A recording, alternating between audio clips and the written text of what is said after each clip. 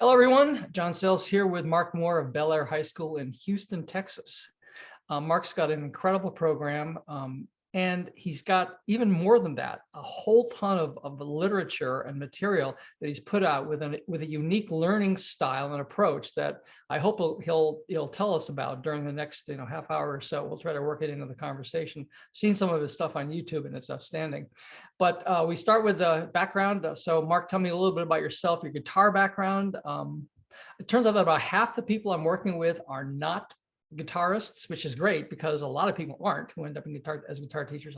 You are. I don't know if you are or not, but tell me about your background, and did you major in guitar in college? And if not, what was your primary instrument? Okay, well, first off, I am a guitarist. I feel like I was a musician before I ever picked up a guitar, because as a kid, I would listen to records that my mom had, and I was just always fascinated with music. She had a 45 of Strawberry Fields Forever, which was a real early inspiration. I love that. Doesn't get much better than that. Yeah. So I was always fascinated with music. Yeah, Sorry. do that. Go ahead, keep going. But yeah, so I was interested in it. I thought I wanted to be a drummer, and my parents, thank goodness, they were like, "We're not getting any drum set in the house. Your brother has an old guitar. You can learn to play that." And I wasn't really too interested in it. But in 7th grade, I went and saw my first rock concert. It was 1979, and it was Kiss. I was 12 years old. So I came home for that thinking, yeah, okay, I'll give guitar a try, and started taking lessons, and just really got into it, and played all through junior high and high school. I had, fledgling rock band and garage bands and such. Yeah. Right. So but I had this guitar teacher I went to that he was kind of a jack of all trades. He could play a little bit of everything, and he showed me a piece by Bach, Jesu Joy Mansazaring. Okay. And I was just like, wow, I had no idea you could do something like that on the guitar. So I started studying, trying to study classical with him. He didn't really know a lot about it, but he got me started. And that was my senior year of high school. And, my parents, of course, wanted me to go to college. I wanted to be a rock star. So we split the difference. I went to college to study music. There you go. They were, of course, very concerned if I was going to be able to make a living with it, as was I. But so I did major in guitar. I got a bachelor's degree from what is now known as Texas State University. Okay. It used to be Southwest Texas State. And then I went on and got my master's at UT at Austin with Adam Holzman. And gosh, I graduated from there in 1995. I thought, okay, I need to make a living. So Houston seemed like a good place. It's a big city. There wasn't, I didn't know of any programs over here. So I moved to Houston on just, hope and a prayer. And I started teaching part-time at some various local colleges. But, it is hard to make a living as an adjunct teacher, and no benefits. And so this job at Bel Air, they just called me up one day, said, hey, we need a guitar teacher. We need somebody to teach 4 classes of guitar and 1 class of orchestra. It was a full-time position.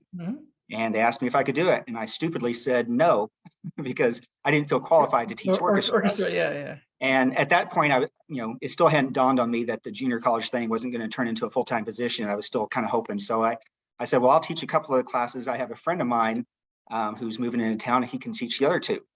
And his name is Edward Grigassi. He's still here. We've both been here since 1998. Nice. And so really, it's not me. It's Edward and myself have been here, and now we have a 3rd teacher as well, Sean Stoneash. So we're really, we have a large program. And so anyhow, I started there in 98, and we were taken over for the previous teacher was really a double bass orchestra teacher, and he just kind of got stuck with the guitar classes. So the program really hadn't developed much at that point.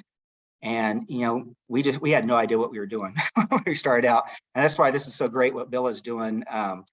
So some people that are new to the profession can have some advice and just feel like they're not alone, out in the wilderness. But so those first few years, it was a struggle, trying to figure out what to do, how to approach it. But, just over the years, we kind of started figuring it out. We started teaching them ensemble pieces.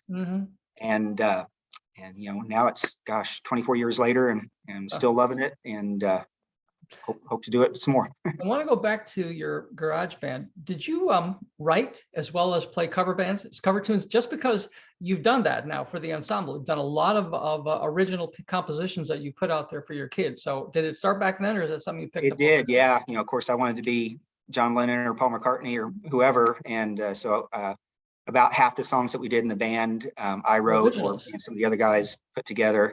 And of course, we didn't know what we were doing. We were just trying to make things up that sounded cool. And we've played our prom, for example. That was our big gig. It was our first paying gig. Got to play our prom. We played parties and things like that. But, after high school, people went different ways and the band kind of broke up. Yeah. That's such as life. So your guitar program, you're high school, you're Bel Air High School. Yes. But feel free to talk about the feeder programs and stuff. So, because we're going to hear about the feeder program tomorrow. So describe what kinds of stuff you do in your high school, grades 9 through 12. Yeah, this is grades 9 through 12 the here. levels, how many hours a day? Just talk about your Okay, sure. Well, it's a pretty big school. It's actually shrank a little bit. We're about 3,200 now. At one point, we were up to 3,600. But Hurricane Harvey was a bad storm that hit several years ago, 3 or 4 years ago. We lost a lot of students. People were displaced. And then, of course, COVID. And, so we've kind of shrunk a little bit. So we're about 3,200 now. This year, we have around 320 guitar students, which is down. At one point, we were pushing 400 students a year. Are you the only teacher? No. We have 3 teachers. So my colleague, Everett Gergassi, Sean Stoneash, and myself. So I didn't know that they're all in the same school. That's really cool. Yeah, so it's a team effort, absolutely. And we have 13 classes of guitar this year. Mr. Stoneash teaches 3 classes of guitar plus 2 piano classes. So we have 3 full-time positions, but he's part piano as well. And classes, I would say, average 25 to 30 kids per class. And which is good. We've fought for years to get the numbers down because at one point I had 46 kids in a class. It was just, it was just crazy trying to Bill deal with tells that. me about classes of 60 and 70. I don't know how you do it. It's you got to have some good procedures in place, I think, to handle that many kids. And the reputation to back it up. Right. So that's cool. We have, most of the class, we have 8 classes are beginning Guitar 1 classes. It counts for the students that all the students have to have a fine arts credit. So this takes care of that for them. But then we also have a Guitar 2, Guitar 3, and Guitar 4, so they can continue on all 4 years. And for Guitar 1, we accept anybody. They can have absolutely no previous experience. We show them everything they need to know. And do they all have to be freshmen, or can they be? No. A senior that's never had it before can certainly take it. And so there's no requirement there. And then, we try to hook them in beginning guitar, and hopefully they come back for Guitar 2. They do have to have instructor approval. So, as long as the kid's not too much of a knucklehead and didn't give us too much trouble. If they express an interest, it's not that they have to be the greatest player to make it into Guitar 2, but they just, they need to show us that they're serious about it. And we'll take them into Guitar 2, and same thing with Guitar 3 and 4. And then something that we've thankfully just kind of got put in place the last couple of years. We have a junior varsity class now and a varsity class. So they have to audition to get into those classes.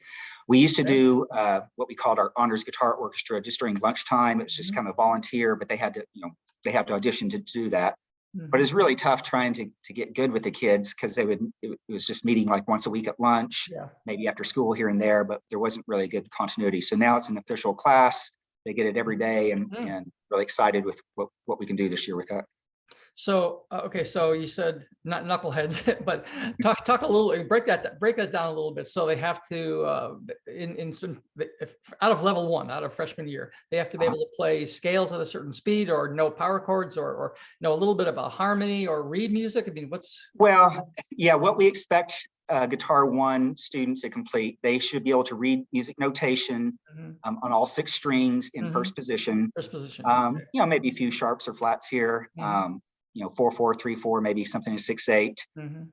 Pretty much staying in first position. It's not that they have to be the greatest reader to make it into Guitar 2, but they should have a pretty good understanding. We try to get them going on chords, 15 basic chords that I teach my beginning students.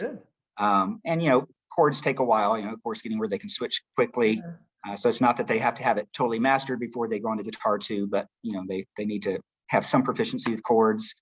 They need to understand how to work under a conductor because we do a lot of ensembles. Certainly some scales.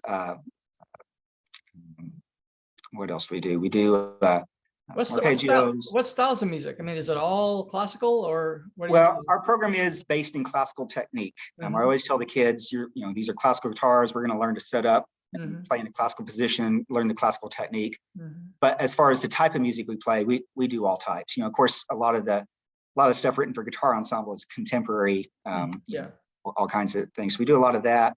I love all styles: rock, blues, jazz, country, folk. Do you ever work with So a I pick? throw a lot of things at them. Do you Sorry. ever work with a pick with them?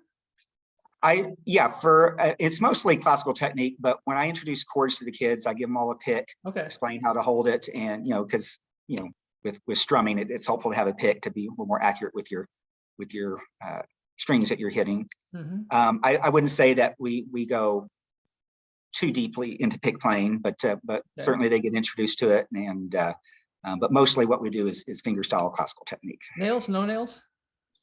Well, we ask for it. I let them know that in classical guitar, nails are going to give you more volume and better Mhm. control over your sound, better tone. Certainly up into the junior varsity and varsity groups, we're really asking, if at all possible, to grow their nails. It's tough because some kids are in sports, wrestling, or things Wrestling. where they can't grow them. But we try to get as many with nails as possible. It certainly helps our sound. With the beginning classes, most of them aren't going to mess with that, and Mhm. that's fine. Yeah, but if they show me that they're serious about trying to get better, I encourage using nails. What about tab? Tab, certainly I introduce it to them. I don't introduce Level it 1, 2, early 3, on. 4. When? Usually, I usually wait till the second semester with the beginning students, because we focus really heavily on reading, and it's just confusing if they're trying to learn to read music and tab at the same time. They get them mixed up. Interesting. Of course, tab is pretty easy to look at and know where you're supposed to put your fingers. So I found if I show them that too early, they don't want to mess with the reading music notation. So I get them going, where they have a pretty good understanding of reading notes. And then usually, in the second semester, I'll introduce some classic riffs to them in tablature and explain how it works. And usually I give it to them with the music notation above and then the tab down below.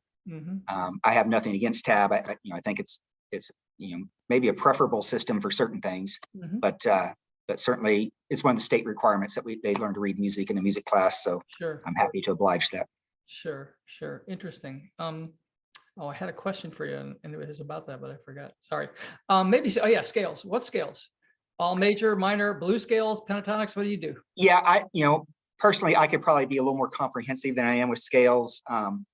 For beginners, they're just learning a couple of major scales and a couple of minor scales: C major, A minor, G major, E minor. That's usually pretty much what we do with beginning guitar. Now I'll also show them a pentatonic, major and minor. We do a little bit of improvising, so I'll get them started on that. A chromatic scale, just really more as a technical exercise. But that's pretty much it. And then certainly in guitar 2 and above, I start showing them movable patterns so they can play whichever major or minor scale they need to. Okay, very cool. So you talked about the requirements. I guess one of the questions is, do you ever get mixed levels in a class? Well, you must. So in guitar, in your second class. Okay, so yeah, here's the question. If you got a kid who's really good and he or she is a sophomore, can they jump to level 4? They can, but they wouldn't be classified as a guitar 4 student, because we want to leave levels for them to complete. Like I have a freshman this year, one of Dr. Saar's students. We were talking about Dr. Saar, who's come here. He's a 9th grader. They put him into a guitar 1 class, and from talking to him that first week, I realized this kid's really, really good. He auditioned for me, and so I went ahead and moved him into varsity guitar. It's a rare 9th grader that gets moved into varsity, but this kid was that good. Yeah. And so so they have him classified now as a guitar 2 student. So he'll be able to take guitar 2 and then guitar 3 and then guitar 4. And if he still wants to be in it his senior year, there's another, they call it instrumental music. There's another level that he could do, so he could have it all 4 years. So we're starting to get more and more students like that, because our middle schools that feed into us now all have excellent teachers. We have Dr. Saar at Pershing. We have Frank Wezo at Pin Oak Middle School. And then his name escapes me. We just started at another middle school that feeds into us, but all 3 of these guys are great. They have degrees in guitar, so we're getting a higher level of student coming into the program, which is just we're the benefit of that, thankfully. So now I guess we talk about the material itself for the repertoire. How do you choose it? Do you have a method, the Aaron Shearer method or Bill's method, and how do you go about getting the pieces that you play? I bet I'm like a lot of guitar teachers in that I kind of use a mix of a lot of different things. There's so much great stuff out there these days. But I would say our main thing that we've kind of built our program around for the past, 15 years or so, out of Austin, there's something called guitarcurriculum.com that some friends of ours developed over there. It's really a great system. It really gets the kids playing ensemble music really from practically day one. And they have a lot of great repertoire. It's a relatively inexpensive thing. It's like $100 a year for us. We get access to this large catalog of music. We can print unlimited copies, and it's a really. They have trainings during the summer, so we've been taking advantage of that. Early on, I wanted to do ensemble music with the kids, but I always felt like I had to wait until like halfway through the year to get them up to a level where they were good enough to play ensemble pieces, because the pieces were all at too high of a level. Well, what the guys over in Austin did, they made some really, really simple ensembles that students could really start playing even from rote the first week before they've even been introduced to music notation, which is a lot of fun. Ensemble music is a lot of fun to play. They feel like they're part of the group. It's a lot more aligned to like what choir or band or orchestra is doing. And so that's been a big help. And that's what inspired me to start writing some of my own pieces to make them simple enough to get kids playing. That's really cool. So we use a lot of the repertoire from Guitar Curriculum. I use pieces that I've written. I'm always scouring the internet, seeing what other schools are doing. I love YouTube. It's such a great resource. One of my favorite channels, there's a guy out in Arizona. His name escapes me, but he teaches, I think it's Glendale Community College. Oh, and he has an amazing, Chuck, of course, Chuck. And he has this amazing program out there, and he's done the guitar community a real solid in that he has professional videographers come in, record his concerts. So he's put all these videos out of pieces, and the music publishers should really thank him, because I look on there and think, oh, that's a cool piece. I ordered that one. That's a cool piece. So it gives, it lets you, because you're always wondering when you order something, I wonder what this sounds like. Well, Chuck has helped out by putting all these great videos out there for teachers to listen to, and plus it's a real inspiration for me because he has a really high level program, and I want to emulate that as much as I can. You get better by playing up, right? Yeah, absolutely. Okay. Cool. So let's see. Public performances. Talk about what you do there with the kids, or recordings. Yeah, that's something we haven't really done as far as like going into a recording studio. That's something maybe in the future I'd like to do that. As far as public performances, for most of the students, it's just twice a year. We have a recital in December and one at the end of the year in May. The one in May, we call it a guitar week. We have such a big program, we can't fit them all in on one night. So we usually have 3 or 4 nights of continuous recitals between the 3 different teachers. We usually have a guest artist for that. Are you familiar with Grisha Goryachev, a fantastic flamenco guitarist? Yeah, I've seen the name. Yeah. He's friend. He was a friend with my colleague, Mr. Gergasi, back in Boston when they were in school there. And so we have that relationship. And Grisha has come to Bel Air probably, 12 or 13 times now over the past dozen or so years to work with the students, and sometimes he'll play with them, be on stage like a guitar orchestra, and he'll be soloing. And so that's been a real good thing for the program, because he's such a high level and he's such a great guy working with the kids. It's really inspired them and inspired us. But so we have that guitar week at the end of the school year. Now for the varsity group, and probably the junior varsity will start doing this as well before too long. We have additional performances for them because they're a little more advanced. We have a performance coming up in October. We partner with the local classical guitar society called Guitar Houston, and we open up for some of their concerts. So the kid, we're preparing some pieces now to open up for a concert for Guitar Houston. We usually go do a contest each year. We haven't the past couple of years because of COVID, but we're hoping to kind of get it back going this year. So that'll be in March. I think we're planning to do a contest in Texas here. We haven't taken any trips outside of state of Texas yet, but maybe that's in our future. Good, really good, really good. All right, so finish up with just your advice. First year teacher, maybe they played, maybe they haven't played, but they've never taught, and they've certainly never taught a class. Right. So yeah, it's definitely So first year There's a teacher, lot of what would different you say? teaching class. What, yeah. So what, the challenges you faced, how you overcame them, and what would be your words of advice? Okay, well, gosh, there's a lot of things. First off, thank you to all the teachers out there that are taking this on. I think it's an awesome thing that we're doing and that they're doing, teaching kids how to play guitar. It's such a fantastic skill, Yeah. something they can take with them long after high school. So kudos to you, especially to you teachers that do it, or maybe don't even play guitar as your primary instrument. There's a lot of help out there these days. There's Glenn, I think McCarthy is his last name, teaching guitar workshops. He puts on workshops around the country where he gets a lot of educators that are, maybe that's not their primary instrument, but they're going to teach it. So there's resources like that. Guitar Curriculum has a summer training that's great for teachers that don't really have a lot of experience with guitar. So I would definitely take advantage of those resources out there. And Bill Swick, of course, Bill, what a great guy. He has a fantastic book about teaching guitar in the classroom. He has a new one that's out. I haven't gotten that one yet, but I plan to. The Yoda of the guitar in the classroom.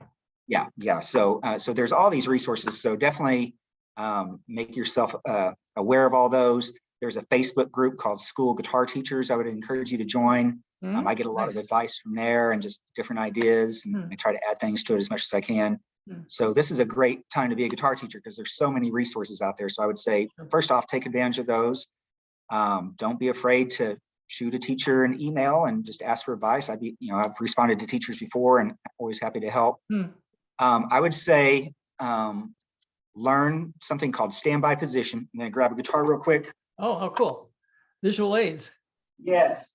So, one of the things that you're going to discover teaching guitar. Right. Standby position. So, shall not play until the ready. Right. Getting them to shut up and listen to you can be tough. And I understand it. If I have a guitar in my hands, I want to play. You're going to do it. So we have something called standby position. I think a lot of teachers have adopted something similar. They might not call it standby position, but basically we have the guitar on our right leg, strings facing to the right, strings over the hand over the strings, and it's a quiet position. Hand over the strings. Right. And they'll still try to, the operative word. They're kids, but for the most part, that really helps a lot because oftentimes you need to explain something to them, and if they're all playing, they can't hear you. So we use standby position a lot in the classroom. We also use it on stage. It's something that looks really professional on stage. In between pieces, they get their music set, they go to standby, and then we'll give them one of these as the conductor, and they go down to playing position. So it works on stage as well. Cool. So that's a handy thing for a beginning teacher to know. You don't have to just sit there and suffer through the kids playing over what you're trying to teach them. So that's number one. Tactics. Something that I've just recently discovered. We just had a new school building built. They're actually still completing the rest of it, but I have a brand new classroom. I love it. In fact, let me oh no, more visual. Show off my classroom here. Let's see, you got some guitars hanging back there. Wow, look at this. A bunch of guitars there. And my thing I really love is this nice new smart. I got a smart whiteboard. Yeah. Oh, it is fantastic. I make a lot fewer copies these days of handouts because I can just put it up on that screen for like little reading exercises or things. So that has been a game changer for me. I use a program called NoteFlight, and I enter a lot of music in that. I can put it up on the screen and push play. The computer will play the music. It has a cursor that goes along, so the kids makes it so much easier for them to understand how reading music works because they can just follow that cursor. They can hear it and play along with it. Wait, you use that on your videos and your YouTube videos, right? For your pieces. Yeah, exactly. Those play along guitar ensembles. That's exactly what I do. So I'll put that up on the screen. Plus, I've assigned my students up for an account with that, so they can at home they can pull up all those pieces on their laptop, practice them. They can slow it down if they need. They can just listen to their part or all the parts. It's very functional. It's great software. There's others out there, I'm sure, but that's been a game changer for me using that. It makes it a lot more enjoyable for me, and I'm seeing a big difference in the kids as well. It's really working well.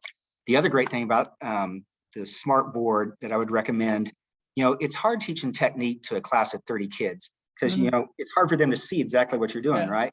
So what I'll do, I'll make videos of certain techniques, like the beginners are all learning how to right hand setup, how to do a good thumb stroke, a good eye finger stroke, M finger stroke. Yeah. And so I'll make these loops of just different angles of my hand as I'm Oh, just cool. playing an open string. And you I'll put put it that on up the on the fretboard. smart Yeah, that's board. really great. That frees, they can see that a lot easier to get the technique. So they have a visual model that they're looking at. Really That frees me up where I can walk around the room, right. correct hand positions. And that's really working great. I love that idea. So that's something else for beginning teachers that you might think about. Giving them some visual aids so that frees you up to go around, because otherwise, it's just like triage, try to get their their technique in order. It can be very challenging. So I'm seeing some good results with that. Another piece of advice for beginning teachers, really anybody, myself included, is I think the most important job that we have is sequencing the material. Giving them material that is to push them, but not too hard for them to play. So much, a lot of students have trouble with reading. Well, it's because they're trying to read things that are way above their heads. So, we start with open string reading. They're learning to read rhythms, just doing an open string, just very gradually adding in the notes so they can feel success and they're not overwhelmed with it. My beginners just took a test this week. This is their third week. They had to set up in classical position, show me an excellent right hand setup, and then they read a few exercises with just an open string, but various rhythms. So they had to show me that they understood the rhythms, that they had their good technique going in that right hand. There was no left hand even. Very narrowly focused. But I had really good success with that. And so the students are not discouraged, because if you give them too hard a material, it's really easy for them to get discouraged with the whole reading process and playing guitar. And so I think the more work that I do, planning out ahead of time, the best pieces to give them that are appropriate level, the better success I have as a teacher. I haven't asked this yet of the other teachers. Do you let them tune, or at what level do you let them tune at? Okay, so definitely with the beginners, I beg them, please don't touch the tuning keys, because I come in early every day and tune up all 30 some guitars. But of course, they'll get a lot of tune throughout the day. So at first, I'm not having them tune. I will probably next week start introducing tuning to them, because I've started to give out loaner guitars. We have some extra guitars for kids that don't have their own. To your first year students. To first year students, yeah. Okay. I at least try. I mean, it's definitely tuning takes a while, but I show them how to use an electronic clip-on tuner. I explain that you can get little apps on your phone. And there's some great websites that'll just play each string in tune and listen to that, try to tune it. So I try to introduce the concept to them so they can at least try to tune those guitars at home. Get them in the neighborhood. As far as the old 5th fret method, I usually don't start on that until a bit later. The clip-on tuners are so cheap these days that that's probably a better way. And then certainly by the end of guitar 1, they should know how to tune before they go into guitar 2. So by then, okay, very good. Okay, listen, Mark, thank you very much. I'm assuming that Bill will start putting some pointers to your material. And best of luck this school year, and thanks for your time today. Really appreciate it, man. Absolutely. Thanks for having me, John. Bye-bye, everybody. Bye-bye.